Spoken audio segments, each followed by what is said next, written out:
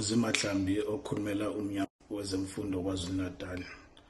Sicela ukucacisa ngeconfusion edaleke ku-timetable yangomhla ka-4 November kulaba ababhala umatric wa-2025 ukuthi i-clash ekhona yabantwana abazobhala i-accounting nabazobhala i-maritime economics, ukuthi laba abenza i-accounting kuphela bazoqhubeka babhale, nalaba abenza i-maritime economics kuphela bazoqhubeka babhale ngomhla ka-4 November.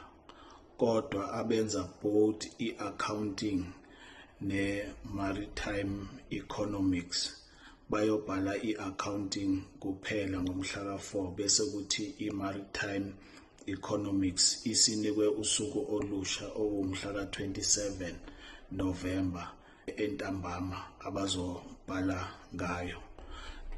Sifuna ukucacisa ukuthi lokhu ku-affecta ama-candidate abevele erejistile ukubhala for i-examination yango-2025.